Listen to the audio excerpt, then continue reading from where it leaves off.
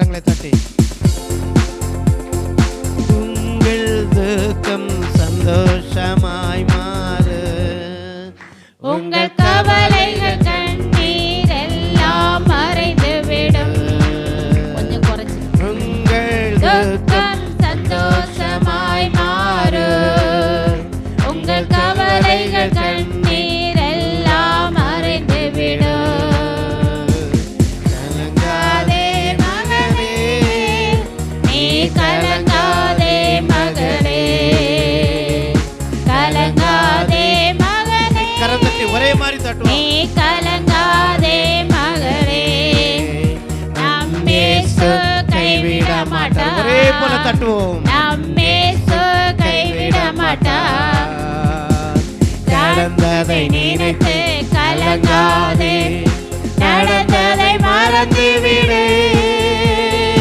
கடந்ததை நினைத்து கலங்காதே, நீ மறந்துவிடு. கர்த்தர் புதியன செய்திடுவார் என்றே நீ காண்பார். கர்த்தர் புதியன செய்திடுவார்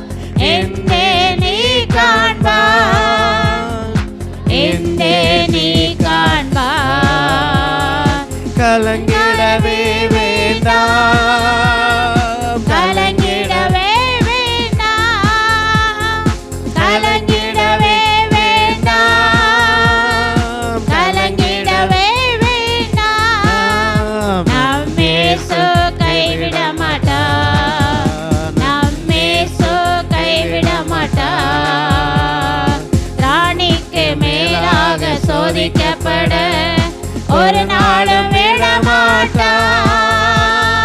திராணிக்கு மேலாக சோதிக்கப்பட ஒரு நாளும் விடமாட்டார். தாங்கிடும் பலம் தருவார். நீ தப்பி செல்ல வழி செய்வார். சொல்லுங்க. தாங்கிடும் பலம் தருவார். நீ தப்பி செல்ல வழி செய்வார். நீ தப்பி செல்ல வழி செய்வார். நீ தப்பி செல்ல வழி செய்வார். கலங்கிடவே வேண்டாம். கலங்கிடவே வேண்டாம். கரம் தட்டி கலங்கிடவே ஆமென். கலங்கிடவே வேண்டாம். நம்மேசு கைவிட மாட்டார். நம்மேசு கைவிட மாட்டார். நல்லதோ போராட்ட போராடுவோம். விசுவாச காத்துக்கொள்வோம். நல்லதோ போராட்டம் போராடுவோம். விசுவாசம் காத்துக்கொள்வோம். நீதியின் கிரீடம் நமக்கு உண்டு. நேச வருகை தந்திடுவார். ஆமென். நீதியின் கிரீடம் நமக்கு உண்டு. நேச வருகையில் தந்திடுவார். நம்மேசர் வருகையில் தந்திடுவார். நம்மேசர் வருகையில் தந்திடுவார். கலங்கிடவே வேண்டாம். கலங்கிடவே வேண்டாம். கலங்கிடவே வேண்டாம். கலங்கிடவே வேண்டாம். நம்மேசு கைவிட மாட்டார். நம் இயேசு கைவிட மாட்டார். எங்கள் துக்கம் சந்தோஷமாய் மாறு. எங்கள் கவலைகள் கண்ணீர் எல்லாம் மறைந்துவிடும். எங்கள் சந்தோஷமாய் மாறு. எங்கள் கவலைகள் கண்ணீர் எல்லாம் மறைந்துவிடும். கலங்கிடவே மாட்டோம். நாங்கள் கலங்கிடவே மாட்டோம். சொல்லுங்க. கலங்கிடவே நாங்கள் கலங்கிடவே மாட்டோம்.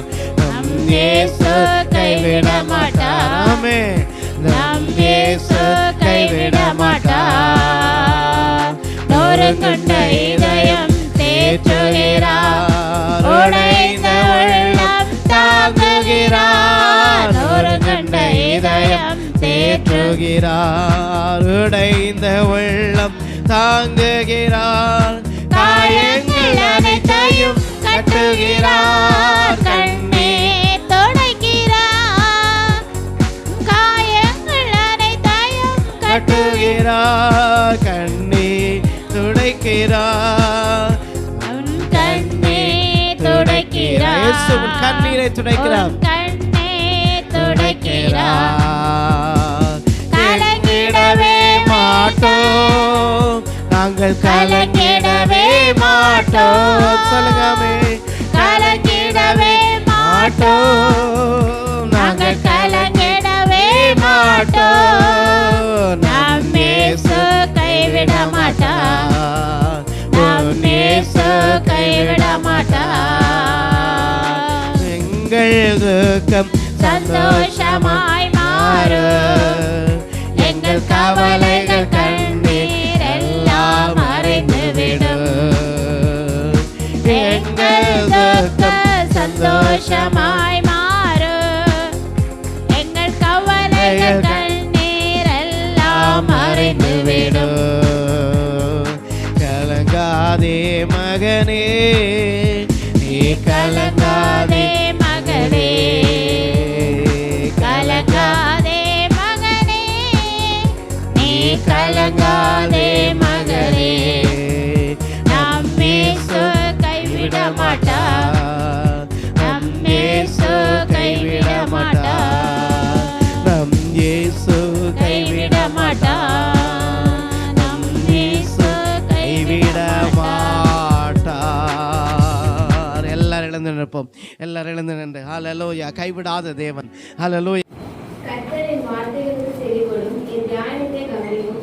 நான் உம்மிடத்தில் விண்ணப்பம் பண்ணுவேன். என் ராஜாவே, என் தேவனே, என் வேண்டின் சத்தத்தை கேட்டருளும். கர்த்தாவே, காலையிலே என் சத்தத்தை கேட்டதுண்டு, காலையிலே உமக்கு நேராக வந்து ஆயத்தமாகி காத்திருப்பேன். நீர் துர்மார்க்கத்தில் பிரியப்படுகிற தேவன் அல்ல, தீமை உம்மிடத்தில் சேர்வதில்லை. தீர்வுக்காரர் உம்முடைய கண்களுக்கு முன்பாக நிலைநிற்க மாட்டார்கள். அக்கிரமக்காரர் யாவரையும் வெறுக்கிறேன். பொய் பேசுகிறவர்களை அனுப்பி இரத்த பிரியனையும் சொல்லுகிறேன் சொன்னார். நானே உமது மிகுந்த கிருபையினால் உமது ஆலயத்துக்குள் பிரவேசித்து உமது பரிசுத்த சன்னதிக்கு நேரே பயபக்தியுடன் பணிந்து கொள்வேன். கர்த்தாவே,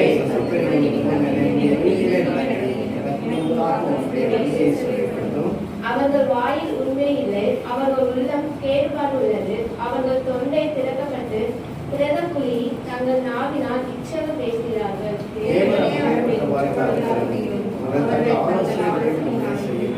அவர்கள் துரோகங்களின் திரட்சியை நிமித்தம் அவர்களை தள்ளிவிடும். உமக்கு விரோதமாய் கலகம் பண்ணினார்கள்.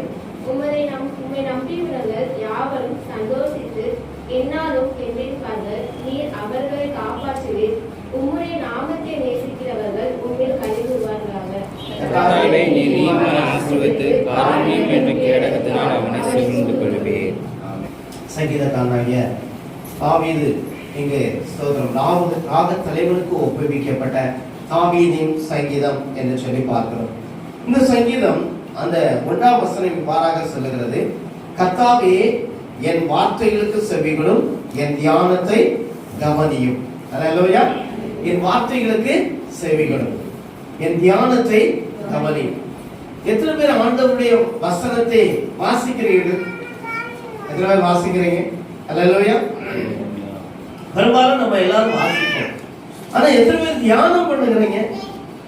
ஆண்டவருடைய வார்த்தைகளை எத்தனை பேர் தியானம் பண்ணுகிறீங்க? எத்தனை பேர்? சரியா? தியானம்னா எப்படி? சமணக்குட்டி முனிவர் மாதிரி உட்கார்ந்து கையை ரெண்டையும் இப்படி வச்சுட்டு அப்படியே வசனத்தை அப்படியே தியானம் பண்றதா? தியானம் பண்றதுன்னா சரியா? தியானம் பண்றதுன்னா என்னன்னா,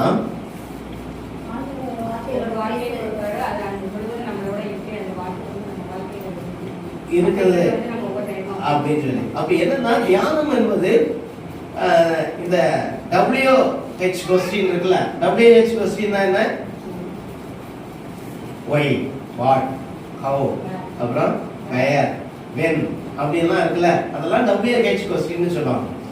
அப்போ என்ன, எப்படி, ஏன், எதற்கு, எதற்காக, யாருக்காக, என்றைக்கு, எப்படி நடத்த முடியும், எப்படி முடியும், இதுதான் WH கொஸ்டின் சொல்லுவாங்க.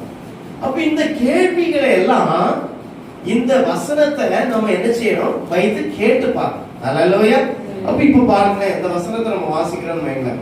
என்ன வசனம்? கர்த்தாவே, என் வார்த்தைகளுக்கு செவிகளும், என் தியானத்தை கவனியும் அப்படிங்கிற அந்த ஒரு வசனத்தை நம்ம எடுத்துக்கிட்டோம்னா, இந்த வசனத்தை முழுசும் தியானிக்கிறது எப்படின்னா, இதுல நம்ம கேள்வி கேட்டு பாருங்க, இதுல என்ன அப்படின்னு கேட்டு பாருங்க. அப்ப என்னன்னா, ஆண்டவரை என் வார்த்தைகளை, அப்ப என்ன வார்த்தைகளை ஆண்டவர் கவனிப்பார்? சரியா? அப்போ இது என்ன அப்படிங்கிற ஒரு கேள்வி கேட்டு பாருன்னா, ஆண்டவர் வார்த்தையை கவனிப்பேன்னு சொல்றார். அப்ப என்ன வார்த்தையை கவனிப்பார் அப்படிங்கறது கேட்க. அப்ப என்ன வார்த்தை? அப்ப நம்முடைய வார்த்தை எப்படிப்பட்டதா இருக்கணும்?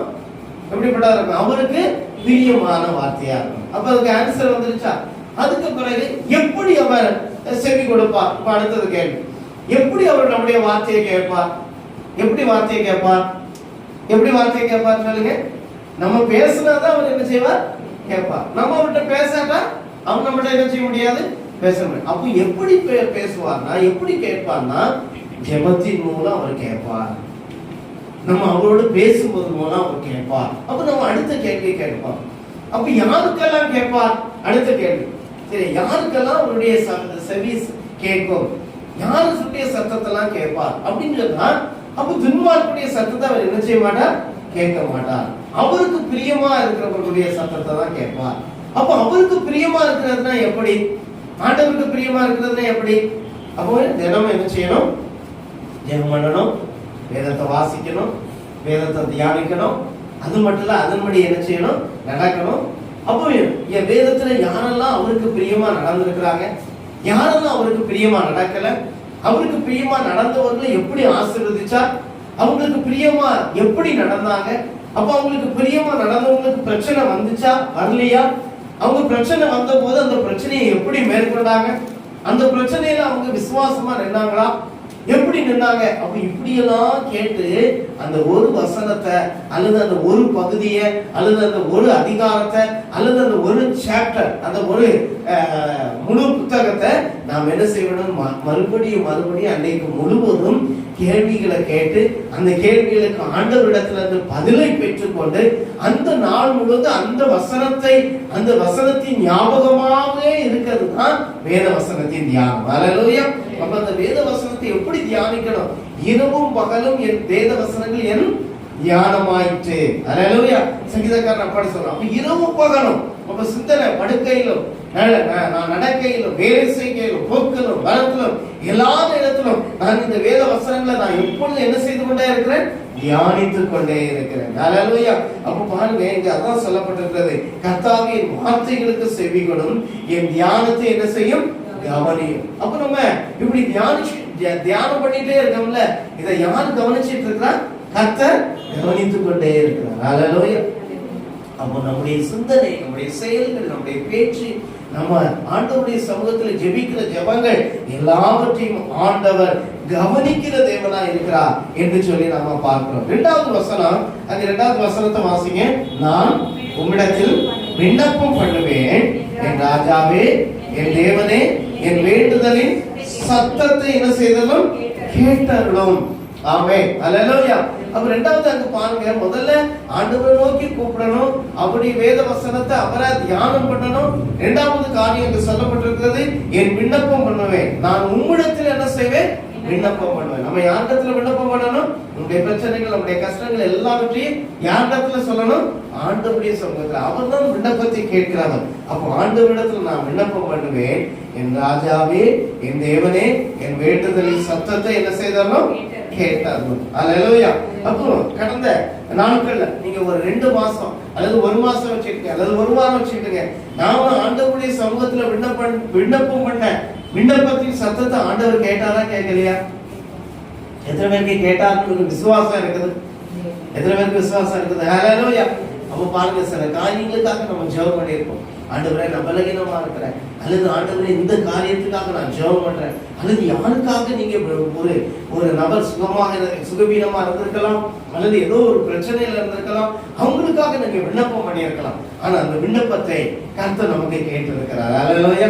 அப்ப எத்தனை பேருக்கு விசுவாசம் இருக்கிறது? நான் ஜெபம் பண்ண விண்ணப்பத்தை கர்த்தர் கேட்டு எனக்கு அவர் பதில் தந்திருக்கிறார். அல்லேலூயா. அப்ப பாருங்க, அதுதான் சங்கீதக்காரனுடைய ஜெபமா இருக்கிறேன், விண்ணப்பம் பண்ணுவேன், ராஜாவே, என் தேவனே, என் வேண்டுதலின் சத்தத்தை நீர் என்ன செய்யணும், கேட்டருளும். அது மட்டுமல்ல, கர்த்தாவே, காலையிலே என் சத்தத்தை கேட்டருள்வீர், காலையிலே உமக்கு நேராக வந்து நான் ஆயத்தமாகி காத்திருப்பேன். அல்லேலூயா. அப்ப காலையில, காலை பொழுது ஒரு நல்ல பொழுது. காலையில ஆண்டவரை தேடுவது, அதிகாலையை தேடுகிறவன் என்னை கண்டடைவான். வேதம் சொல்லுகிறார், மத்தியானத்துல தேடும் போதும் சாயந்தரம் தேடும் போதும் என்னை கண்டடைவான்னு வேதம் சொல்லல. அப்போ காலையில, அதிகாலையில தேடுங்க. அப்ப அதிகாலையில ஏன் தேடுறோம்னா, அதிகாலையிலே நமக்கு எந்த டிஸ்டர்பன்ஸ் இருக்கா, இந்த காலை பொழுது அமைதியான பொழுது, ஒரு வேற எந்த வேலைகள் பிரச்சனைகளை பற்றி நம்ம திங்க் பண்ணிருக்க மாட்டோம்.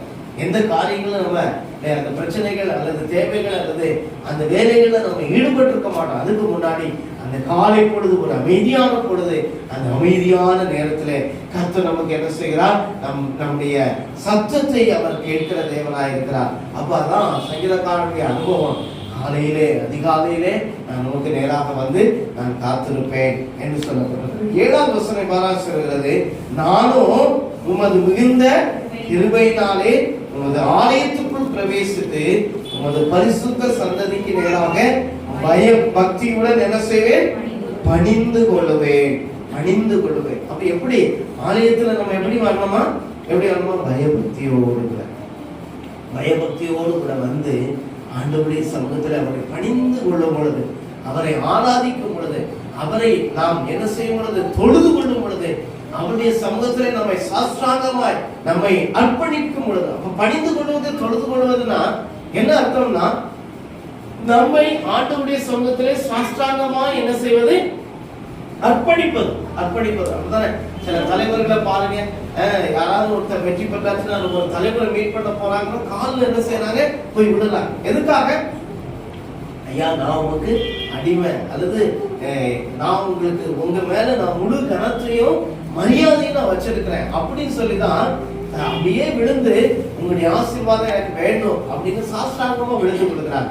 அப்ப அதே போலதான் நாமும் ஆண்டவராகிய ஸ்தோத்திரம் கர்த்தருடைய சமூகத்துல வரும் பொழுது நம்மை சாஷ்டாங்கமாய் நம்மை முழுவதுமாய் அர்ப்பணிக்கும் பொழுது அவர் நமக்கு எல்லா நாளிலும் கூட இருந்து நம்மை ஆசீர்வதிக்கிறார். அப்படி நாம செய்யும் பொழுது, அப்ப கர்த்தருடைய வசனத்தை வாசிக்கும் பொழுது, அதிகாலையில் ஜெபிக்கும் பொழுது, அவருடைய வசனங்களை தியானிக்கும் பொழுது, நம்ம சாஷ்டாங்கமா அர்ப்பணிக்கும் பொழுது என்ன நடக்கும்னா, அவர்களுக்கு தானியமும் திராட்சரசமும் பகிர்ந்த காலத்தின் சந்தோஷத்தை பார்க்கலும் அதிகமான சந்தோஷத்தை என் இருதயத்தில் தந்தி சமாதானத்தோட படித்து நித்திரை செய்வேன்.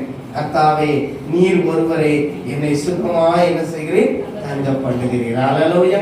அப்ப பாருங்க, நாம இப்படி ஆண்டவருடைய சமூகத்துல நம்மை அர்ப்பணித்து வாழும் பொழுது நம்முடைய வாழ்க்கை ஸ்தோத்திரம் சமாதானமாய் மகிழ்ச்சியாய் ஒரு நிறைவான வாழ்க்கையை, ஒரு சந்தோஷமான வாழ்க்கையை கர்த்தர் நமக்கு தந்து நடத்துவாராங்க. சங்கீதக்காரனாகிய தாவீதுடைய வாழ்க்கையில அப்படிப்பட்ட அனுபவம் இருந்தது போல அந்த அனுபவம் நம்முடைய வாழ்க்கையில என்னென்னைக்கு நிலைத்திருக்கட்டும். அப்படிப்பட்ட நிறைவான சந்தோஷத்தை மகிழ்ச்சியை கர்த்தர் நமக்கு தந்து நடத்துவாராக.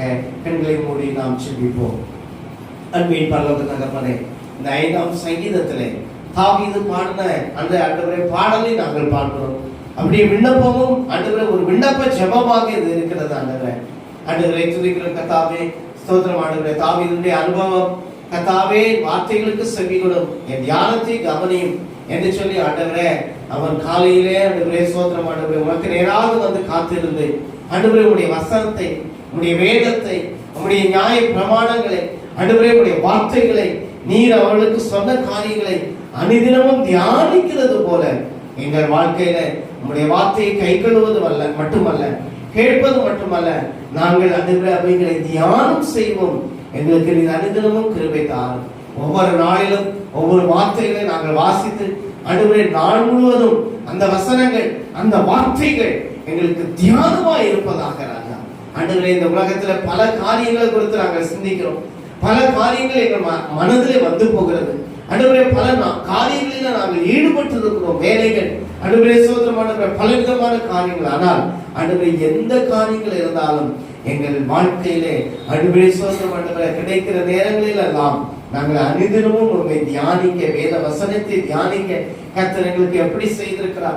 ஆண்டவரே துதிக்கிறோம். இஸ்ரவேல் ஜனங்களை நீ எப்படியெல்லாம் நடத்தி வந்திருக்கிறேன். இஸ்ரவேல் ஜனங்களை ஆண்டவரே அற்புதமாய் அதிசயமாய் செங்கடலை பிளந்து ஆண்டவரே யோர்தானை கடக்க செய்து ஆண்டவரே காடைகளின் மன்னாவினாலும் அவர்களை போஷித்து ஆண்டவரே வானத்தின் பலகங்களை திறந்து ஆண்டவரே சோதரம் ஆண்டவரே அப்பா துதிக்கிற அக்கினி சம்பத்தினாலும் மேக சம்பத்தினாலும் இஸ்ரவேல் ஜனங்களை வழிநடத்தி வந்து ஆண்டவரே முன் பிதாக்களை ஆண்டவரே துதிக்கிறோம் அவர்களுக்கு தேவையான நன்மைகளை கொடுத்து ஆண்டவரே சோதரம் ஆண்டவரே அவர்களை ஆண்டவரே சோதரம் அனுதினமும் நடத்தி வந்தது போல எங்களை நடத்தி வர நீர் போதுமானவராய் இருக்கிறீர் என்பதை நாங்கள் ஆண்டவரே வேத வசனங்களை தியானித்து ஆண்டவரே அதை உட்கொண்டு அதை அசை போட்டு அதன்படி வாழ்வதற்கு கர்த்தர் தேவையான பலனையும் நன்மைகளையும் எங்களுக்கு நீர் தந்து நடத்துவீராக.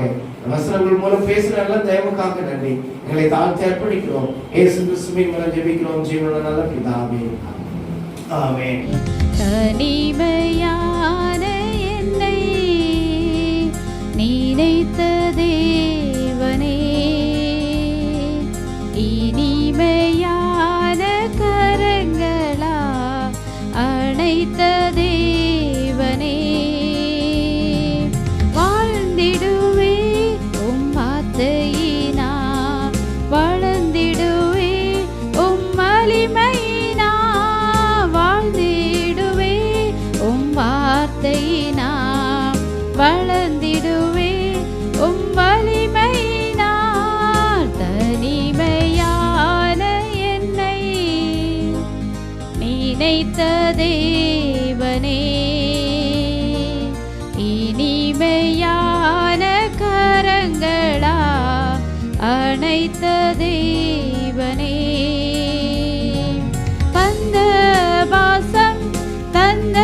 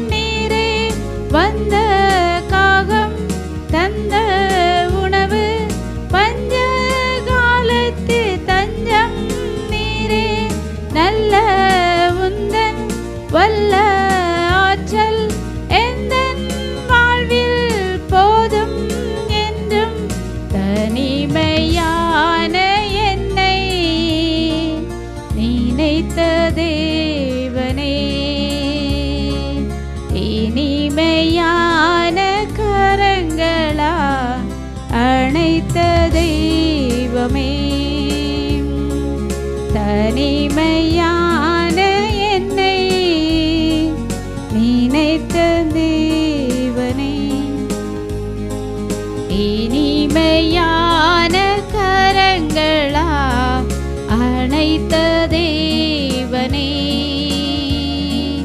இந்த பூமி அந்த வானம் அழிந்து ஒரு நாள் ஒளிந்து போகும் தெய்வா உந்தன் ஜீவ வசனம் எந்தன் வாழ்வில் போதும் என்றும் தனிமையான என்னை நினைத்த தேவனே இனிமையான கரங்களா அணைத்த தெய்வனே தனிமையான என்னை நினைத்த தேவனே இனிமையான கரங்களா அணைத்த தேவனே. ஸ்தோத்திரம். ஒரு அல்லேலூயா சொல்லலாமா? இன்னும் சத்தமாய் அல்லேலூயா. இன்னும் சத்தமாய் அல்லேலூயா. இன்னும் சத்தமாய் அல்லேலூயா. ஸ்தோத்திரம். கர்த்தருடைய நல்ல நாமம் மகிமைப்படுவதாக இந்த நாளிலும் ஸ்தோத்திரம். கர்த்தருடைய சமூகத்தில் வர கர்த்தர் நமக்கு கிருபை செய்திருக்கிறார். அப்போ இந்த ஒவ்வொரு நாளும் ஞாயிற்றுக்கிழமை ஆராதனை எத்தனை பேர் சந்தோஷமா வர்றீங்க? அல்லேலூயா. எத்தனை பேர் சந்தோஷமா? அல்லேலூயா. ஸ்தோத்திரம். ஏதோ இந்த வாரம் ஞாயிற்றுக்கிழமை வந்துட்டு சர்ச்சைக்கு போகணும் அப்படின்னு சொல்லி எத்தனை பேர் இருக்கிறீங்க? அல்லது சந்தோஷமா இன்னைக்கு நான் ஆலயத்துக்கு போறேன், கர்த்தருடைய ஆலயம் இன்னைக்கு ஞாயிற்றுக்கிழமை அவர் துதிக்கிற நாள், சந்தோஷமான நாள், மகிழ்ச்சியான நாள் என்கிற எத்தனை பேர் சந்தோஷத்தோடு வராங்க? அல்லேலூயா. சந்தோஷத்தோடு வரும்பொழுது உண்மையாகவே நமக்கு மகிழ்ச்சியும் சந்தோஷத்தையும் கர்த்தர் கொடுக்கிறார். உண்மையாகவே எங்க பிரியா சிஸ்டர் இருக்கிறாங்க. அவங்களை யோசித்து பாக்குறேன். அவங்க ஆராதனை ஆரம்பிக்கும் போதே எல்லா பணமும் வந்துருவாங்க. அப்போ எங்க இருந்து வராங்க? எங்க இருந்து வராங்க? சரியா, பனையூர்ல இருந்து வராங்க. பனையூர் எங்க இருக்கு? சரியா, வேலம்மாள் ஆஸ்பத்திரியில இருந்து எதிர்த்தால போய் அங்க இருந்து லெப்ட்ல போயாச்சுன்னா அதுல அந்த வேலம்மாள் ஆஸ்பத்திரியில இருந்து 1 கிலோமீட்டர் போனாதான் அவங்களுடைய வீடு. 1 கிலோமீட்டர் நடந்து போகணும். சரி, அந்த ஏரியால அந்த ரோட்ல அவ்வளவா பஸ் கிடையாது, எப்போவாது ஒண்ணுதான் வரும். ஆனா 1 கிலோமீட்டர் நடந்து வேலம்மாள் ஆஸ்பத்திரிக்கு வந்து அங்க இருந்து ஒரு பஸ்ஸை பிடிச்சி, ஒரு பஸ்ஸா 2 பஸ் பிடிச்சி இங்க வரணும். 2 பஸ் பிடிச்சி நேரா எத்தனை மணிக்கு வந்துடுறாங்க? 7 மணிக்கு ஆராதனைக்கு வந்துடுறாங்க. நம்ம ஆட்கள் இதுல உருண்டு விழுந்தா வீடு தடிக்கி விழுந்துட்டோம்னா எங்க போயிருவோம்? வீட்டுல தான் போய் விடுவோம். அப்படிப்பட்ட இடத்துல இருந்து நீங்க லேட்டா வரீங்க. அப்போ உங்களுக்கு என்ன இல்லைன்னு அர்த்தம்?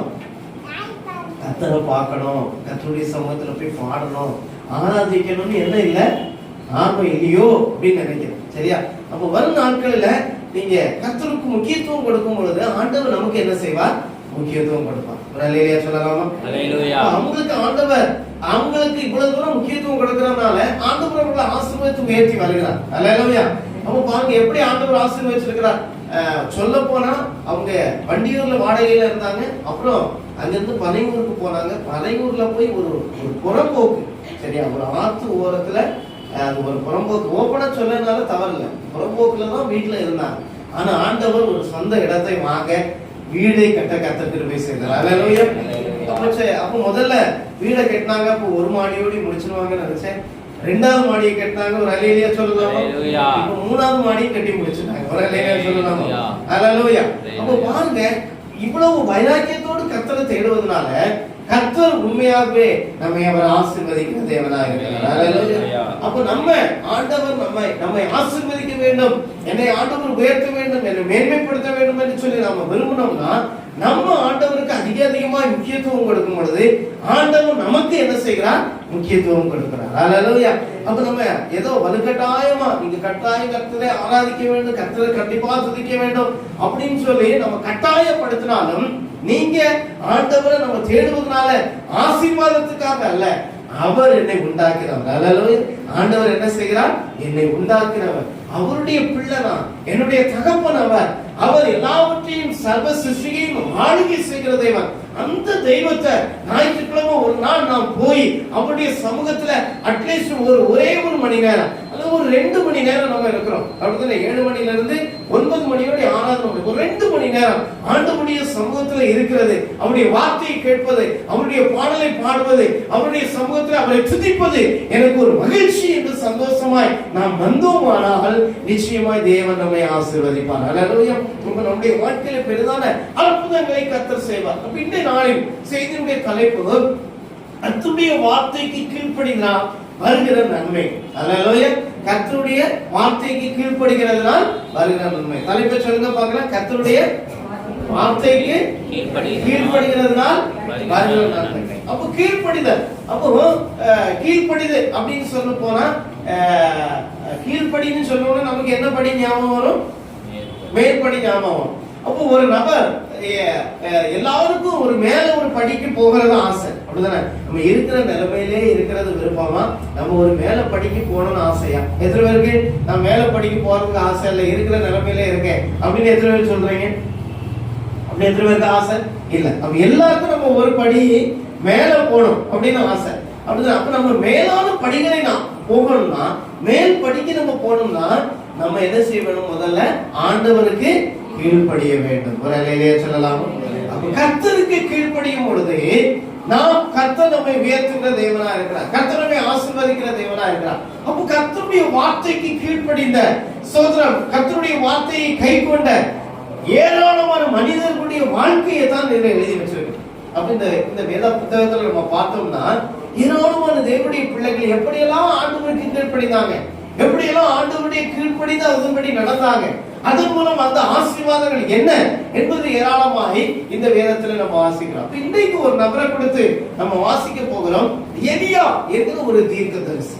எலியா என்கிற தீர்க்கதரிசி அவருடைய வாழ்க்கையில அவர் கர்த்தருடைய வார்த்தைக்கு எப்படியெல்லாம் கீழ்ப்படிந்தார், அதன் மூலமாக அவருக்கு வந்த ஆசீர்வாதம் என்ன, அந்த வார்த்தைகளை அவரோடு இருந்தவர்கள் கீழ்ப்படிந்தபடினால, அவங்க கூட இருந்து அவங்களுக்கு சொன்ன வார்த்தையை கீழ்ப்படிந்து நடந்தபடினால அவர்களுக்கு வந்த ஆசீர்வாதம் என்ன என்பதை தான் இந்த இடத்துல நம்ம வாசிக்க போகிறோம். அந்த வேத பகுதியை எடுத்துக்கொள்வோம். 1 ராஜாக்களின் புத்தகம் 17ஆம் அதிகாரம், 1 ராஜாக்களின் புத்தகம் 17ஆம் அதிகாரம் 2ஆம் வசனத்திலிருந்து 5ஆம் வசனம் வரைக்கும் அந்த வேத பகுதியை ஒருத்தர் வாசிங்களேன். பின்பு கர்த்தருடைய வார்த்தை அவனுக்கு உண்டாயிற்று. அவர் இவ்விடத்தை விட்டு திசை நோக்கி போய் யோர்தானுக்கு நேராய் இருக்கிற ஏரிக் ஆற்றங்கரையில் ஒளிந்து கொண்டிரு. அந்த ஆற்றின் தண்ணீரை குடிப்பாய்.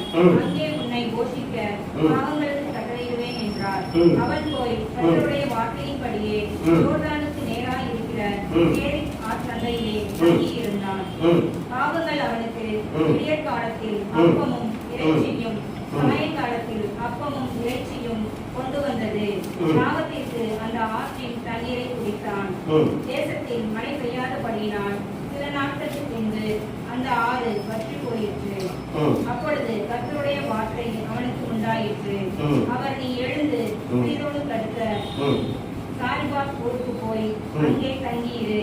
உன்னை பராமரிக்கும்படி அங்கே இருக்கிற ஒரு விதவைக்கு கட்டளையிட்டேன் என்றார். ஆமென். போதும். இங்க பாருங்க.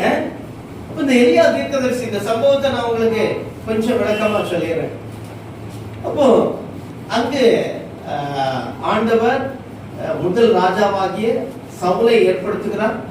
அந்த சவுலுக்கு பிறகு சாலமோன் ராஜாவாக வருகிறார். சாலமோன் ராஜாவுக்கு பிறகு அங்கு ராஜ்யங்கள் 2ஆக பிரிகிறது, வடக்கு ராஜ்யம் தெற்கு ராஜ்யம் என்று சொல்லி. அப்போ வடக்கு ராஜ்யத்தை 19 ராஜாக்களும், தெற்கு ராஜ்யத்தில் 19 ராஜாக்களும் இவர்கள் என்ன செய்கிறார்கள்? ஆளுகை செய்கிறார்கள். இப்படி அதுல ஆளுகை செய்யும் போது அந்த இஸ்ரவேல் தேசத்தை பல ராஜாக்கள் ஆளுகை செய்கிறார்கள். இப்படி ஆளுகை செய்கிற போது அதுல வந்த ஒரு ராஜா தான் இந்த நாட்கள்ல இருந்த எனது ஆகாப் என்கிற ஒரு ராஜா. ஆகாப் என்கிற ஒரு ராஜா இஸ்ரவேல் ஜனத்தை ஆளுகை செய்து கொண்டிருக்கிறார். அப்போ அந்த இஸ்ரவேல் ஜனங்களை ஆளுகை செய்திருந்த அந்த ஆகாப் ராஜா அவருடைய மனைவியாக இசபெல் 2 பேரும் என்ன செய்யறாங்க? அந்த தேசத்தை ஆளுகை செய்யறாங்க. ஆனா அந்த 2 பேரும் கடவுளுடைய பிள்ளைகள் தான். ஆனா கடவுளுடைய வார்த்தையை விட்டு கடவுளுக்கு கீழ்ப்படியாமல் போய் என்ன செய்தார்கள்? அந்த இஸ்ரவேல் ஜனங்களை எல்லாரையும் என்ன செய்தாங்கன்னா விக்கிரக ஆராதனைக்கு நேராக வழி நடத்தினார்கள். அப்போ ஆண்டவருக்கு பிடிக்காத ஒரு காரியம் என்னது? விக்கிரக ஆராதனை, அப்படிதானே? விக்கிரக ஆராதனை, ஒரு சிலையை வைத்து அல்லது ஒரு ஏதாவது ஒரு காரியத்தை வைத்து அங்கே வழிபடுவதும் ஆண்டவருக்கு பிடிக்காத காரியம். ஏனென்று சொன்னால் ஆண்டவர் ஜீவனுள்ள தேவன். அவர் எப்படிப்பட்டவராய் இருக்கிறார்? ஜீவனுள்ள தேவனாய் இருக்கிறார். அவர் ஆவியோடும் உண்மையோடும் இருக்கிறார். அப்ப அவரை கூப்பிடும் பொழுது அவர் இந்த இடத்துல வருகிற தேவனாய் இருக்கிறார். அப்ப அவருக்கு கடவுளுக்கு ஒப்பான இன்னொரு சொரூபத்தை, கடவுளுக்கு ஒப்பான இன்னொரு சிலையை, கடவுளுக்கு ஒப்பான இன்னொரு ரூபத்தை உண்டாக்குவது ஆண்டவருக்கு பிடிக்காத காரியம். அப்ப எந்த காரியத்தையும் ஆண்டவர் மன்னிப்பார். ஆனால் இப்படிப்பட்ட அந்த விக்கிரக ஆராதனை ஆண்டவர் ஒருபோதும் என்ன செய்கிறதில்லை? மன்னிக்கிறதில்லை. அதை பார்த்து கொண்டு சும்மா இருக்கிற தேவன் அல்ல. ஏனென்று சொன்னால் அவர் ஜீவனுள்ள தேவனாகிய இருக்கிறது, உண்மையுள்ள தேவனாகிய கடவுளாக வல்லமுள்ள தேவனாக இருக்கும் பொழுது அதற்கு ஒப்பான அல்லது இன்னொரு காரியத்துக்கு ஒப்பான காரியத்தை செய்யும் பொழுது அங்கு அவருக்கு பிடிக்காத ஒரு காரியமா இருக்கிறது. அப்ப இந்த ஆகாப் ராஜா இந்த எசபேல் என்கிற என்ன செய்தார்கள்? ரெண்டு பேரும் ஒரு பாகால் என்கிற ஒரு சிலையை உண்டு பண்ணி இஸ்ரவேல் ஜனங்கள் எல்லாரும் நீங்க என்ன செய்யுங்க? இந்த பாகால் சிலையை கும்பிடுங்க, இந்த பாகால் சிலையை வணங்குங்க. அப்படி இந்த பாகால வணங்குனா உங்களுக்கு என்ன நடக்கும்னா தேசத்துல நல்ல மழை பெய்யும், தேசத்துல எல்லாம் நீங்க ஆசீர்வாதமா இருப்பீங்க, உங்களுக்கு தேவையான எல்லா செழிப்பும், உங்களுக்கு தேவையான எல்லா நன்மைகள், உங்களுக்கு வர வேண்டிய எல்லா ஆசீர்வாதங்களும் வரும் அப்படின்னு சொல்லி ஒரு பெரிய சிலையை உண்டு பண்ணி அதை வணங்கும்படி அங்கே அறிவுறுத்துகிறார். அப்ப பாருங்க, இதெல்லாம் யார் பார்த்துட்டு இருக்கிறா? கடவுள் பார்த்துட்டே இருக்கிறார், கடவுள் பார்த்துட்டே இருக்கிறார். அப்போ அந்த அந்த அந்த ஏரியால ஏராளமான அந்த தேசத்துல தீர்க்கதரிசிகளும் இருந்தார்கள். அப்ப கிட்டத்தட்ட 400க்கும் அதிகமான 600க்கும் அதிகமான தீர்க்கதரிசிகள் இருந்தார்கள். ஆனா அந்த தீர்க்கதரிசிகளும் அப்படியே கொஞ்சம் கொஞ்சமா அந்த ராஜாவுடைய பேச்சை கேட்டு என்ன செய்தாங்க? செயல்பட ஆரம்பித்து விட்டார்கள். ஆனால் அந்த தீர்க்கதரிசிகள் எல்லா இடத்திலும், எல்லா தீர்க்கதரிசிகளிலும் ஒருவர் உண்மையாய் காணப்பட்ட ஒரு தீர்க்கதரிசி தான் எலியா. ஹல்லேலூயா. அப்ப அந்த எலியாங்கிற தீர்க்கதரிசி கடவுளுக்கு பயந்து அந்த எலியா தீர்க்கதரிசி நினைக்கிறான், ஐயோ இந்த ராஜா இப்படி செயல்பட்டு கொண்டு இருக்கிறானே, ஆண்டவருக்கு பிடிக்காத செயலை செய்து கொண்டு இருக்கிறானே, அப்ப இந்த காரியங்கள் இப்படியே நடந்துட்டு இருந்தாச்சுன்னா ஆண்டவர் ஜீவனுள்ள தேவனுக்கும் இதுக்கும் ஒரு வித்தியாசம் உண்டாக்க வேண்டுமே அப்படின்னு சொல்லி என்ன செய்யறான்னா ஆண்டவரிடத்துல முறையிடுகிறான். அப்ப ஆண்டவர் என்ன செய்யறாருன்னா, இந்த ராஜா இப்படித்தானே சொல்றான், ஆனா நான் சொல்றேன் இந்த தேசத்துல மழை வராதபடி நான் மழையை நிறுத்தி போட போகிறேன். சொல்லலாமா? பாருங்க, உலக மனுஷன் உலக காரியத்தை ஏற்படுத்தி நீ இதை செய்தா உனக்கு இப்படி நடக்கும்னு சொல்லி அந்த ராஜா சொல்றான். ஆனா ஆண்டவர் பார்த்து அதுக்கு நேர் எதிர்த்தால, அதுக்கு நேர் ஆப்போசிட்டா நடக்கும்படி செய்யறான். அந்த மக்கள் எல்லாரும் கூப்பிட்டு பாக்குறாங்க மழை வரும்படி. ஆனா தேசத்துல மிகப்பெரிய என்ன உண்டாயிட்டு? பயங்கர பஞ்சம் உண்டாயிட்டு.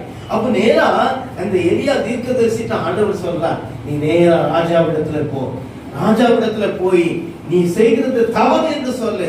அது மட்டுமல்ல, இந்த தேசம் முழுவதும் பஞ்சத்திலே மாறப்போகிறது, ஒரு பெரிய பஞ்சம் வரப்போகிறது, மழை பெய்யாதபடிக்கு ஒரு பஞ்சம் இந்த தேசத்தை ஆட்கொள்ள போகிறது என்று நீ போய் சொல்லுன்னு சொல்லி அந்த வார்த்தையை தேவன் அந்த தீர்க்கதரிசியாகி எலியாவுக்கு கொடுக்கிறார். அப்ப சூழ்நிலையை பாருங்க, ராஜா பெரிய சிலையை வச்சு வணங்க சொல்றான், எல்லாரும் ஒரு பக்கம் இருக்கிறாங்க.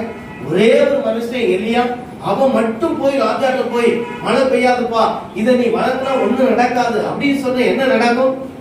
அவனுக்கு பெரிய ஒரு ஆபத்து வந்து ஒருவேளை ராஜா கோபப்பட்டு அவனை கொண்டு கூட போட்டு விடலாம். நான் உண்டாக்குன சிலை, நான் தான் எல்லாத்தையும் வணங்க சொல்றேன், நீ என்னப்பா சொல்றது, நீ என்ன சொல்றது, மழை வராது பஞ்சம் வரும், நீ என்ன சொல்றது அப்படின்னு சொல்லி அவன் என்ன செய்யல. அவன் எலியா தீர்க்கதரிசி கொஞ்சம் கவலையோடு இருக்கிறான், நான் இதை சொன்னா எப்படி நடக்கணும். ஆனாலும் ஆண்டவர் சொன்ன வார்த்தைக்கு கீழ்ப்படிந்தான். அப்போ நான் சொல்ற வார்த்தை தான், கர்த்தர் நமக்கு என்ன செய்யணும் சொல்றாரு.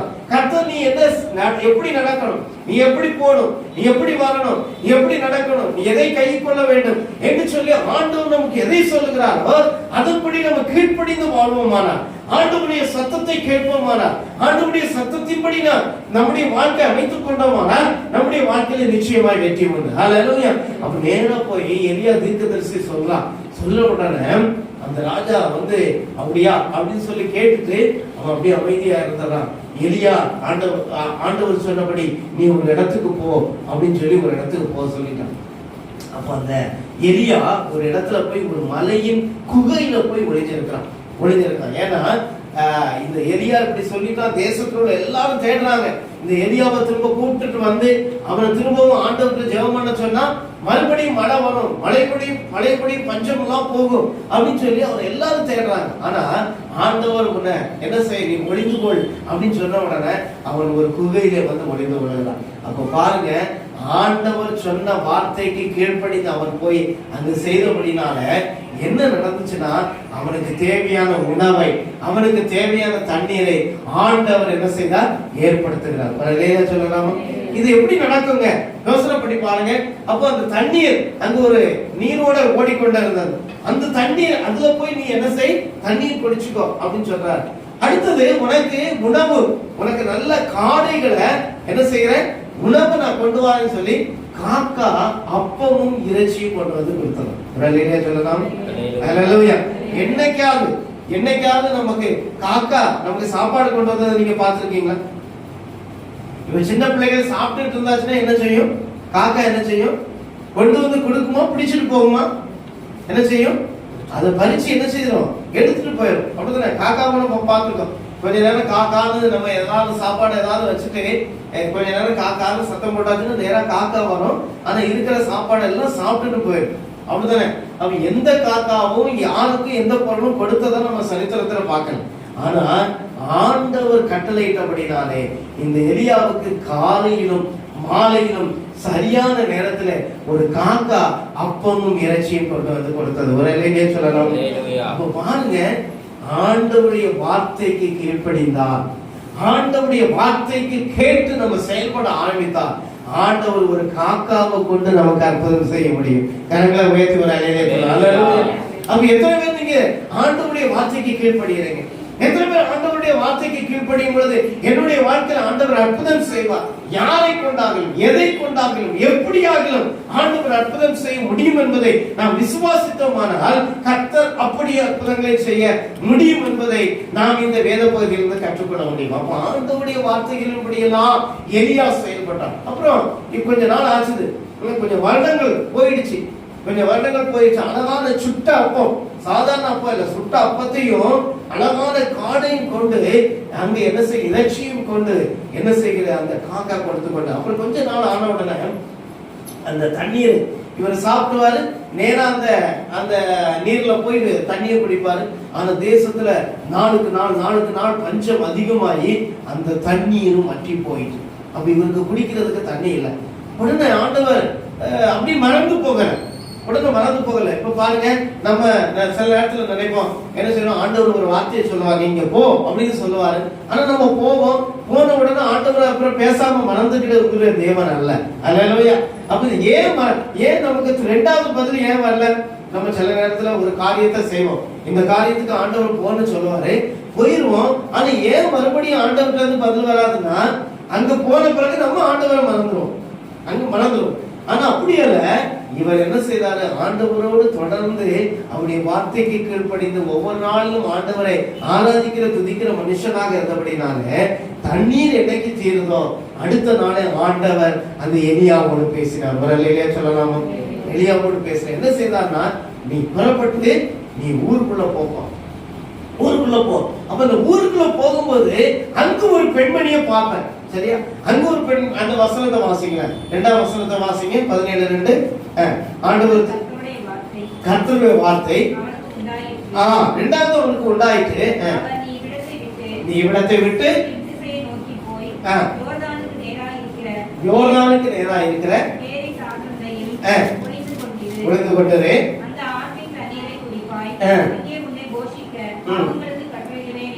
என்றார். யோர்தானுக்கு நேராய் இருக்கிற கேரித் ஆற்றங்கரையிலே தங்கி இருந்தான். பாவங்கள் அவனுக்கு விடியற் காலத்தில் அப்பமும் இறைச்சியும் சாயங்காலத்தில் அப்பமும் இறைச்சியும் கொண்டு வந்தது. கொடுத்தது. 10ஆம் வசனத்தை வாசிங்களேன். நீ எழுந்து இதோடு அடுத்த சாரிபாத் ஊருக்கு போய். அப்ப ரெண்டாவது ஆண்டவர் பேசுறாரு, என்ன செய்யறாரு, நீ எழுந்து என்ன செய்வா, சாரிபாத் என்கிற ஊருக்கு போ அப்படின்னு சொன்னார். அங்கே தங்கியிரு, அங்கே பராமரிக்கும்படி அப்ப பாருங்க, இப்ப பாருங்க ஆண்டவர் பேசுறார். என்ன பேசுறாருன்னா, நீ போய் சாரிபாத் அப்படிங்கிற ஒரு இடத்துக்கு போ, அங்க ஒரு விதவையை பார்ப்ப, அங்க அவங்க உங்களை போஷிப்பாங்க அப்படின்னு சொல்லி ஆண்டவர் கட்டளையிடுகிறார். ஒரு அலையிலே சொல்லலாமா? ஆனா பாருங்க, ஆண்டவர் சொல்லிட்டாரு, ஆனா இங்க நடக்கிறது என்ன வித்தியாசமா இருக்கு. ஆண்டவர் சொல்லிட்டாரு, ஆனா இவர் என்ன நினைப்பாரு, சரியா அங்க இருந்து கிளம்பி சாரிபாத் அப்படிங்கிற இடத்துக்கு வராரு, இல்லையா வேக வேகமா வராரு. அப்ப இவருடைய நினைப்பு எப்படி இருக்கும்னா, அங்க ஒரு பெண்மணி இருப்பாங்க, அவங்க வீடு பெரிய வீடா இருக்கும், நல்ல பணக்காரங்களா இருப்பாங்க. ஏன்னா இவ்வளவு பஞ்சத்திலையும் என்ன அவங்க எனக்கு சாப்பாடு போட போறாங்கன்னா கண்டிப்பா அவங்க எப்படிப்பட்டவங்களா தான் இருக்கணும், பெரிய பணக்காரங்களா தான் இருக்கணும். ஏன்னா ஆண்டவர் சொல்லிட்டாரு, நம்ம அந்த வீட்டுக்கு போக சொல்லிட்டாரு, எனவே நம்ம அந்த வீட்டுக்கு போறோம் அப்படின்னு சொல்லி அங்க போறாப்புல. ஆனா அங்க போகும்போது அந்த பெண்மணிய பாக்குறாங்க. அந்த பெண்மணி என்ன செய்யறாங்க, விறகு புறக்கிட்டு இருக்காங்க. என்ன புறக்கிட்டு இருக்காங்க, விறகு புறக்கிட்டு இருக்காங்க. அப்போ இந்த விறகு புறக்கிட்டு இருக்கும்போது இந்த நேரா எலியா போய் என்ன செய்யறாரு, உங்க வீட்டுக்கு தான் வந்திருக்கிறேன், நீ எனக்கு ஒரு அடையை செய்து கொண்டு வா, ஒரு ரொட்டியை செய்து கொண்டு வா அப்படின்னு சொல்றாரு. அப்போ உடனே அந்த பெண்மணி சொல்றாங்க, என்ன சொல்றாங்க, சரிப்பா உனக்கு 5 10 ரெடி பண்ணி தரேன் அப்படியே சொல்றாங்க. அவங்க சொல்ற பதில் என்னன்னா ஏப்பா நானே என்ன செய்ய போறேன், என்கிட்ட கொஞ்சோடு தான் மாவு இருக்குது, கொஞ்சோடு தான் எண்ணெய் இருக்குது, இந்த பஞ்ச நாட்கள்ல எல்லாம் காலி ஆயிட்டு நான் எல்லாத்தையும் வித்துட்டேன், இனி சாப்பிடுறதுக்கும் எனக்கு உயிர் வாழ்றதுக்கும் ஒண்ணுமே இல்லை, நான் கடைசியா அந்த விறகு பிறகிட்டு இருக்கேன். எதுக்காகனா கடைசியா அந்த ரொட்டியையும் சுட்டு சாப்பிட்டுட்டு நான் என்ன செய்யலாம், மரித்து போகலாம் அப்படிங்கிற நிலைமையில நான் பிறக்கிட்டு இருக்கேன் அப்படின்னு அந்த பெண்மணி பதில் சொன்னாங்க. எப்படி இருக்கும் பாருங்க.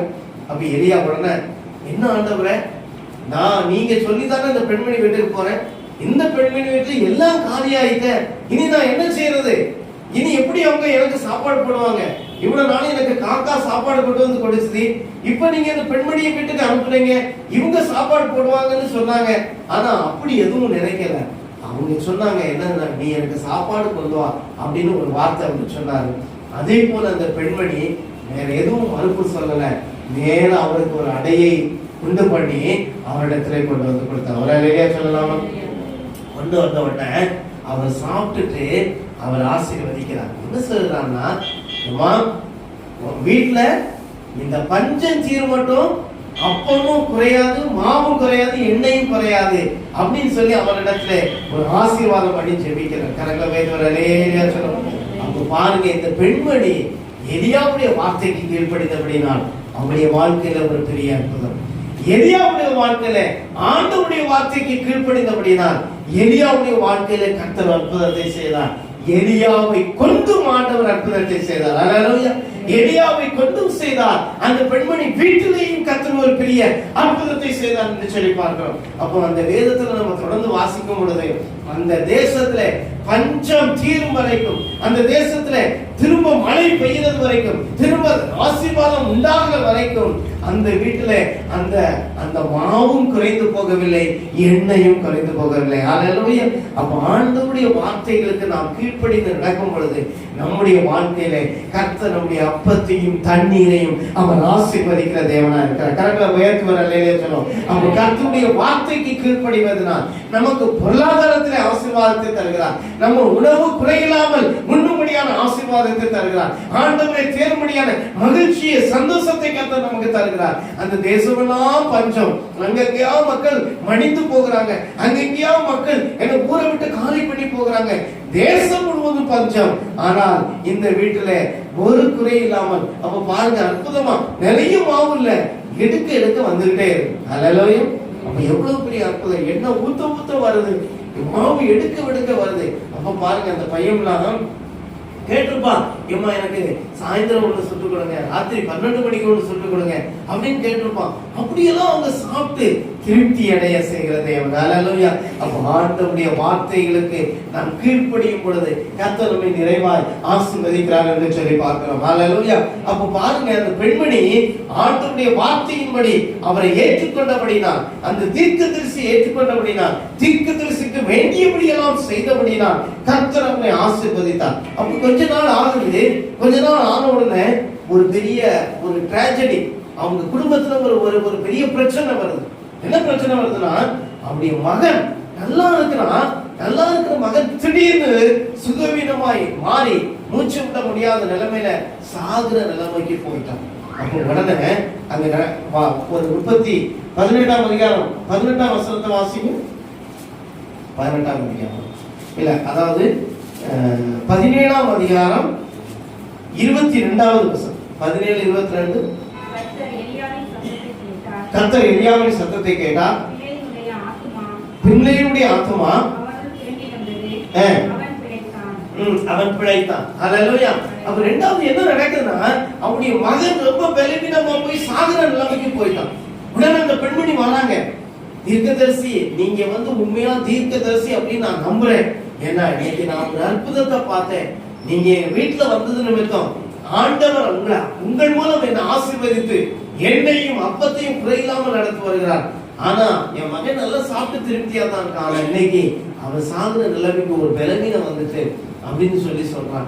சொன்ன உடனே அந்த எலியா தீர்க்கதரிசி, நீ கவலைப்படாதமா, நீ கீழே இரு, அவனை மேல் வீட்டுக்கு கொண்டு வான்னு சொல்லி அவனை மேல் வீட்டுக்கு கொண்டு வந்து அவன் மீது அமர்ந்து ஆண்டவர் அந்த எலியா அவருக்காக ஜெபித்தார். வரலையே சொல்லலாம். அந்த ஜெபித்த பொழுது கர்த்தர் அவருடைய ஜீவனை திரும்ப கொடுத்தார். அல்லேலூயா.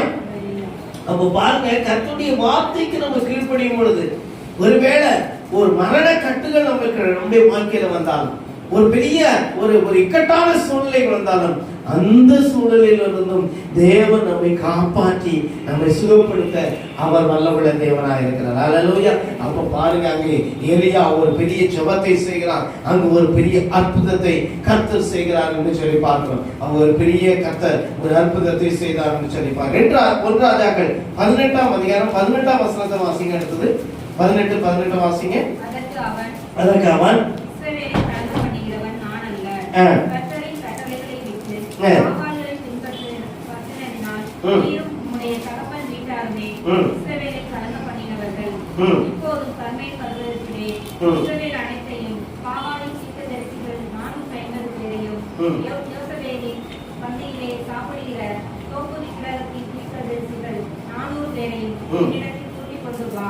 ஆட்களை அனுப்பும் என்றான். அப்படியே ஆகாப் இஸ்ரவேல் புத்திரர் எல்லாரிடத்திலும் ஆட்களை அனுப்பி கர்மேல் பர்வதத்திலே அந்த தீர்க்கதரிசிகளை கூடி வரும்படி செய்தான். அப்பொழுது எலியா சகல ஜனத்தண்டைக்கும் வந்து, நீங்கள் இந்த மட்டும் 2 நினைவுகளால் குத்தி நடப்பீர்கள். நீங்கள் கர்த்தர் தெய்வமானால் அவரை பின்பற்றுங்கள், பாகால் தெய்வமானால் அவரை பின்பற்றுங்கள் என்றான். ஆமென். அல்லேலூயா. அப்ப பாருங்க, மூன்றாவது ஒரு சம்பவம். முதல் சம்பவத்தை பார்க்கிறோம். எலியா கர்த்தருக்கு கீழ்ப்படிந்தான். கீழ்ப்படிந்து அவர் சொன்ன இடத்துக்கு போறபடினால் கர்த்தர் எலியாவை என்ன செய்தார்? போஷித்தார். அது எப்படி போஷித்தார்? காலங்களினால் போஷித்தார். இரண்டாவது காரியம், எலியாவை என்ன செய்கிறார்? சாரிபாத்து என்கிற இடத்துக்கு போக சொல்கிறார். அங்கு போனபடினாலே கர்த்தர் அந்த பெண்மணியை கொண்டு கர்த்தர் எலியாவுக்கு போஷித்தார். அது மட்டுமல்ல, அந்த பெண்மணி வீட்டுல ஒரு பெரிய அற்புதத்தை செய்தார். அல்லேலூயா சொல்லலாமா? இரண்டாவது அற்புதம் நடக்குது. மூன்றாவது அற்புதம் என்ன நடக்குதுன்னா, அந்த பெண்ணுடைய மகன் மரித்து போகிற தருவாயிலே எலியா அவருக்காக ஜெபித்தபடினால் கர்த்தருடைய ஜெபத்தை கேட்டு ஆண்டவர் அவருக்கு ஒரு பெரிய விடுதலையை கொடுத்தார். மூன்றாவது ஒரு பெரிய காரியம் அற்புதம் என்னன்னா, அந்த தேசம் முழுவதற்கும் மீண்டும் ஆண்டவர் மழையை பெய்ய பண்ண போகிறார்.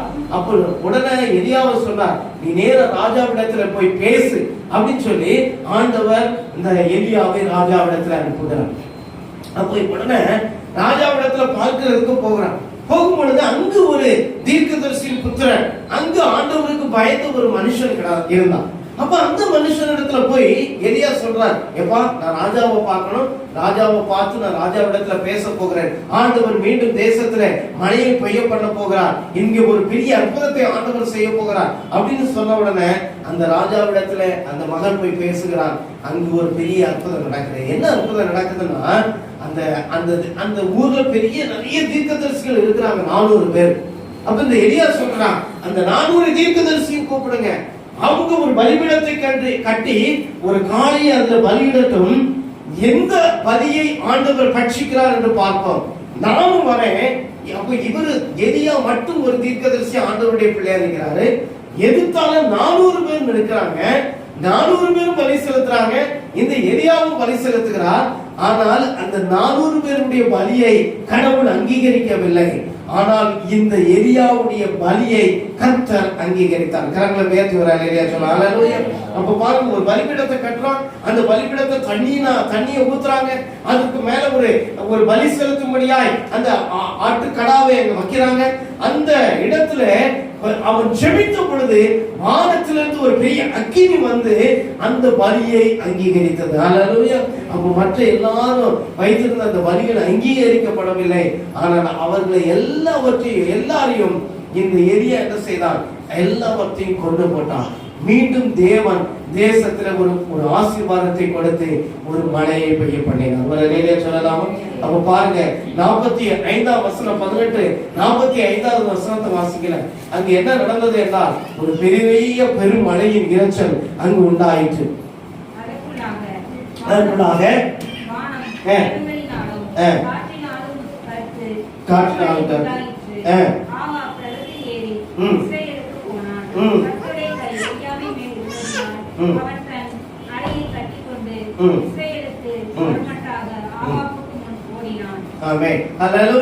அப்ப பாருங்க, மூன்றாவது அது ஒரு பெரிய அற்புதம் நடக்கிறது.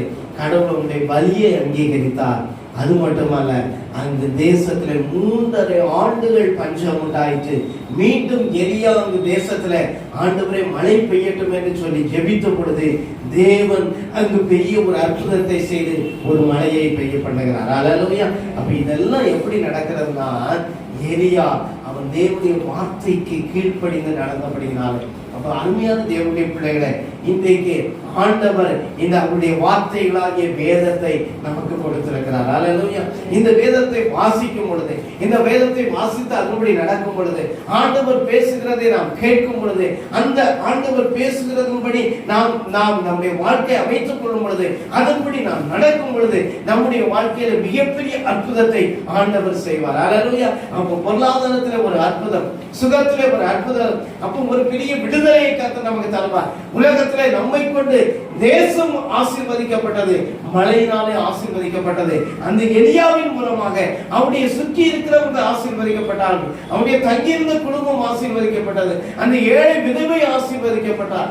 தேசத்திலே கள்ள தீர்க்கதரிசியாக இருந்தவர்கள் எல்லாம் அழிக்கப்பட்டார்கள். தேவனுடைய வல்லமையுள்ள நாமம் தேசத்திலே மகிமைப்பட்டது. இவ்வளவு பெரிய காரியங்கள் இந்த எலியாவின் மூலம் கர்த்தர் செய்வதற்கு காரணம் என்னவென்றால், ஒவ்வொரு வார்த்தைக்கும் எலியா அப்படியே கீழ்ப்படிந்தான். அல்லேலூயா. எலியா கீழ்ப்படிந்தபடினாலே கர்த்தர் பெரிய அற்புதத்தை செய்தார். நம்முடைய வாழ்க்கையில என்னென்ன காரியங்களுக்கெல்லாம் நம்ம கீழ்ப்படிகிறோம், என்னென்ன காரியங்களுக்கெல்லாம் கீழ்ப்படியாம போகிறோம். பாருங்க, நீ வேதத்தை வாசிப்பீங்களா அப்படின்னு கேட்டாச்சுன்னா நம்ம உடனே எல்லாரும் கை தூக்கிறோம். ஒவ்வொரு நாளும் வேதத்தை வாசிப்பேன்னு சொல்லிட்டு நம்ம போயிடுறோம். ஆனா வீட்டுல போய் நம்ம கீழ்ப்படுகிறோமா? ஒவ்வொரு நாளும் அந்த வேதத்தை வாசிக்கிறோமா? ஒவ்வொரு நாளும் வேதத்தை தியானிக்கிறோமா? ஒவ்வொரு நாளும் ஜெபிக்கிறோமா?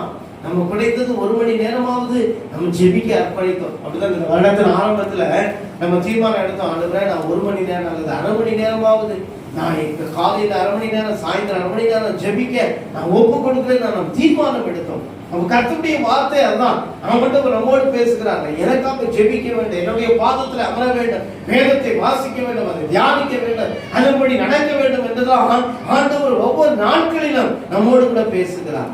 ஆனா அந்த வார்த்தைகளுக்கு நாம் கீழ்ப்படியும் பொழுது வேதத்துல எப்படிப்பட்ட பெரிய அற்புதங்களை ஆண்டவர் செய்தாரோ இன்றைக்கும் அந்த அற்புதங்களை செய்ய அவர் போதுமானவராக இருக்கிறார். அல்லேலூயா. அப்ப ஆண்டவருடைய வார்த்தைக்கு கீழ்ப்படிந்து நடக்கும் பொழுது கர்த்தர் நம்மையும் நம்முடைய குடும்பத்தையும் ஆசீர்வதிப்பார். இன்னைக்கு யாரு ஆண்டவருடைய வேத வசனத்திற்கு அவருடைய வார்த்தைக்கு நான் கீழ்ப்படிவேன் என்று ஒப்புக் கொடுக்கிறவங்க, அல்லேலூயா. கண்களை மூடுவோம். முடிந்தவர்கள் உலகால் படிக்கணுங்க, அல்லது எழுதுனுங்க, எழுந்து அல்லேலூயா. ஆண்டவருடைய சமூகத்திலே நாம் ஜெபிப்போம். அல்லேலூயா. ஆண்டவரே, நன்றியோடு துதிக்கிறோம். இயேசுவே, நன்றியோடு துதிக்கிறோம் ஆண்டவரே. இயேசுவே, நன்றியோடு துதிக்கிறோம் ஆண்டவரே. அப்பா, ஆண்டவரே, துதிக்கிறோம் விதவையை. ஆண்டவரே, அவருடைய அப்பத்தையும் எண்ணெயும் ஆசீர்வதித்து பஞ்சகாலம் தீர்மட்டும் அவளை ஆசீர்வதித்து வழி நடத்துகிறேன். ஆண்டவரே, என்னையும் நீர் ஆசீர்வதியும் ஆண்டவரே. என்னையும் நீர் ஆசீர்வதியும் ஆண்டவரே. என்னையும் நீர் ஆசீர்வதியும். கொஞ்ச நேரம் ஜெபம் பண்ணலாமா? எல்லாரும் அல்லேலூயா. ஆண்டவரே, உம்முடைய வார்த்தைக்கு நான் கீழ்ப்படிய ஆண்டவரே, உங்களுடைய வார்த்தைக்கு கீழ்ப்படி நடப்பேன் ஆண்டவரே, உங்களுடைய வார்த்தைக்கு நான் செவி கொடுப்பேன் ஆண்டவரே. அல்லேலூயா, துதிக்கிறோம் ஆண்டவரே. எலியாவின் தேவன் நம் தேவன், வல்லமையின் தேவன் நம் தேவன். எலியாவின் தேவன் நம் தேவன், வல்லமையின் தேவன் நம் தேவன். தாசர்களின் ஜெபம் கேட்பார், வல்ல பெரும் காரியம் செய்திடுவார். தாசர்களின் ஜெபம் கேட்பார், வல்ல பெரும் காரியம் செய்திடுவார். கர்த்தரே தேவன், கர்த்தரே தேவன் என்றே ஆர்ப்பரிப்போம். கர்த்தரே தேவன், கர்த்தரே தேவன் என்றே ஆர்ப்பரிப்போம். வேண்டிடும் பக்தர்களின் ஜெபம் கேட்டேன், பெருமழை நிறுத்தினார் வல்ல தேவன். வேண்டிடும் பக்தர்களின் ஜெபம் கேட்டேன், பெருமழை நிறுத்தினார் வல்ல தேவன். அந்த காலத்தில் விதவை வீட்டில் பாத்திரங்களை அவர் ஆசீர்வதித்தார். அந்த காலத்தில் விதவை வீட்டில் பாத்திரங்களை அவர் ஆசீர்வதித்தார். கர்த்தரே தேவன், கர்த்தரே தேவன் என்றே ஆர்ப்பரிப்போம். கர்த்தரே தேவன், கர்த்தரே தேவன் என்றே ஆர்ப்பரிப்போம். எலியாவின் தேவன் நம் தேவன், வல்லமையின் தேவன் நம் தேவன். சொல்லுங்க, எலியாவின் தேவன் நம் தேவன், வல்லமையின் தேவன் நம் தேவன். தாசர்களே தேவன் கேட்பார், வல்ல பெரும் காரியம் செய்திடுவார். தாசர்களே தேவன் கேட்பார், வல்ல பெரும் காரியம் செய்திடுவார். கர்த்தரே தேவன், கர்த்தரே தேவன் என்றே ஆர்ப்பரிப்போம். கர்த்தரே தேவன், கர்த்தரே தேவன் என்றே ஆர்ப்பரிப்போம். ஆமென். ஹல்லேலூயா. கரங்களை உயர்த்தி ஹல்லேலூயா. நீர்தான் தேவன் ஆண்டவர். எல்லாரும் இதை ஆர்ப்பரிப்போமா. கர்த்தாவே, நீர் சர்வ வல்லமையுள்ள தேவன் ஆண்டவரே. நீர் அற்புதங்களை செய்கிற தேவன் ஆண்டவரே. உமக்கு கீழ்ப்படிந்து நாங்கள் வாழும் பொழுது எங்கள் ஜெபத்தை கேட்கிறவர், எங்கள் சத்தத்திற்கு பதில் தருகிறவர் ஆண்டவரே. எலியாவுடைய வாழ்க்கையிலே ஆண்டவரே கர்த்தருடைய வார்த்தைக்கு கீழ்ப்படிந்து நடந்தபடினாலே ஆண்டவரே ஆண்டவரே சோதரம் ஆண்டவரே கர்த்தரை அற்புதமாய் போஷித்தீர் ஆண்டவரே. காகங்களை கொண்டு கர்த்தர் போஷித்தீர் ஆண்டவரே. துதிக்கிற விதவை வீட்டிலே கர்த்தர் ஆண்டவரே சோதரம் உமரை போஷித்தீர் ஆண்டவரே. விதவை வீட்டிலே ஆண்டவரே ஒரு அற்புதத்தை செய்தீர் ஆண்டவரே. அதே போல ஆண்டவரே சோதரம் ஆண்டவரே எங்களை நாங்கள் ஆண்டவரே அர்ப்பணிக்கிறோம் ஆண்டவரே. உங்களுடைய வார்த்தைக்கு உங்களுடைய சத்தத்திற்கு நாங்கள் கீழ்ப்படிந்து வாழ ஆண்டவரே அதன்படி நடக்க எங்களுக்கு உதவி செய்யுங்க ஆண்டவரே. அப்பா சோதரம் ஆண்டவரே உங்களுடைய வார்த்தைக்கும் உங்களுடைய சத்தத்திற்கும் கீழ்ப்படிந்து நாங்கள் நடக்கும் பொழுது எங்கள் வாழ்க்கையில் எங்கள் குடும்பத்தில் மிகப்பெரிய அற்புதத்தை செய்ய முடியும் என்பதை நாங்கள் விசுவாசிக்கிறோம் ஆண்டவரே. இந்த நாளில் வார்த்தைகளை கேட்ட ஒவ்வொரு பிள்ளைகளுடைய வாழ்க்கையிலும் இந்த நாளில் ஒரு பெரிய அற்புதத்தை காண ஆண்டவரே ஸ்தோத்திரம் நீ கிருபை செய்ய முடியாது ஜெபிக்கிறோம். வல்லமையுள்ள கரத்துல ஒப்பு கொடுக்கிறோம். வார்த்தைகளை கேட்டு அதன்படி நடக்க கிருபை தாங்க ஆண்டவரே ஸ்தோத்திரம். மிகப்பெரிய நன்மைகளை அற்புதங்களை ஒவ்வொரு பிள்ளைகளுடைய வாழ்க்கையிலே காண செய்ய நாளில வர தவறுன ஆண்டவரே துதிக்கிற ஒவ்வொருவருக்காக நாங்கள் ஜெபிக்கிறோம். அந்த ஒவ்வொருவரையும் கர்த்தர் ஆசீர்வதியும் ஆண்டவரே ஸ்தோத்திரம். ஆண்டவரே உம்முடைய வல்லமையுள்ள நாமம் மகிமைப்படட்டும். நீர் பெரிய காரியங்களை செய்கிறார். எங்களை மற்றமாய் உம்முடைய வல்லமையுள்ள கரத்திலே தாழ்த்தி ஒப்பு கொடுத்து ஜெபிக்கிறோம். நீரை பொறுப்படுத்தி நடத்தும் இயேசு கிறிஸ்துவின் மூலம் ஜெபிக்கிறோம் ஜீவனுள்ள நல்ல பிதாவே. ஆமென். ஆமென். நம்முடைய கர்த்தராகிய இயேசு கிறிஸ்துவின் கிருபை, பிதாவாகிய தேவனுடைய அன்பு, பரிசுத்த ஆவியானவருடைய அந்யோன்ய ஐக்கியம், சிநேகம், சமாதானம் என்னும் சதா காலங்களில் நம்ம அனைவரோடு கூட இருப்பதாக. ஆமென். எல்லாரும் சேர்ந்து சொல்லுங்க. ஆத்துமாவே கர்த்தரை ஸ்தோத்திரி, எங்களோடு கூட பரிசுத்த நாமத்தை ஸ்தோத்திரி. என் ஆத்துமாவே கர்த்தரை ஸ்தோத்திரி, கர்த்தர் செய்த சகல உபகாரங்களையும் மறவாதே. ஆமென். ஆமென். ஹல்லேலூயா. ஹல்லேலூயா. கர்த்தர் உங்களை ஒவ்வொருவரையும்